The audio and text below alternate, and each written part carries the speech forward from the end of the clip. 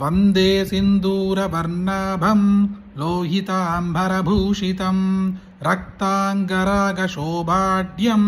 शोणपुच्छं कपीश्वरं भजे समीरनन्दनं सुभक्तचित्तरञ्जनं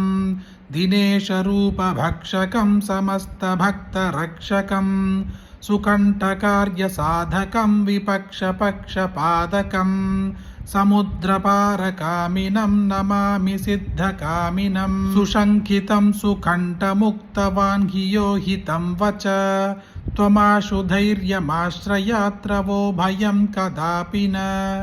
इति प्लवङ्गनाथ भाषितं निशम्य वानरा दिनाथ आपशां तथा स रामदूत आश्रय सुदीर्घबाहुलोचनेन पुच्छगुच्छशोभिना भुजद्वयेन सोदरौ निजां सयुग्ममास्थितौ कृतौ हि कोसलाधिपौ कपीशराजसन्निधौ विदेहजेशलक्ष्मणौ समे शिवं करोद्वरं सुसप्तशास्त्रपारकं विलोक्य रामचन्द्रमा कपीशनाथसेवकं समस्तनीतिमार्गकं प्रशस्य लक्ष्मणं प्रति प्रणम्य बाहुभूषित कपीन्द्रसख्यमाकरोत् स्वकार्यसाधकः प्रभु प्रचण्डवेगधारिणं नकेन्द्रगर्वहारिणं पणीशमातृगर्वहृद्दशास्य वासनासकृत् विभीषणेन सख्यकृत् विदेहजातितापहृत् सुकण्ठकार्यसाधकं नमामि यातुघातुकं नमामि पुष्पमालिनं सुवर्णवर्णधारिणं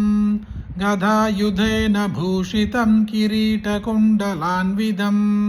सुपुच्छकुच्चतुच्चलं गदाहकं सुनायकं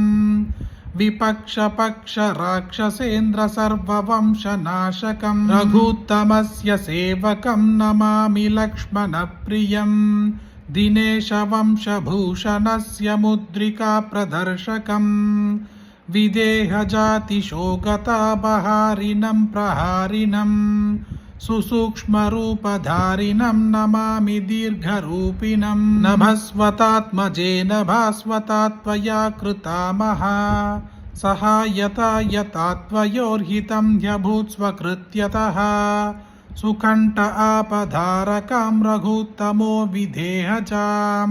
निपात्यवालिनं प्रभुस्ततो दशाननं कलम् इमं स्तवं कुजेन्नियः पठेत् सुचेतसा नरः कपीशनाथसेवको भुनक्नि सर्वसम्पदः प्लवङ्गराजसत्कृपाकटाक्षभाजनः सदा न शत्रुतो भयं भवेत् कदापि तस्य नुस्विहः नेत्राङ्गनं दधरणी वस्त्रेणङ्गवासरे लोकेश्वराख्यपट्टेन हनुमत्ताण्डवं कृतम् इति श्री हनुमत्ताण्डवस्तोत्रं सम्पूर्णम्।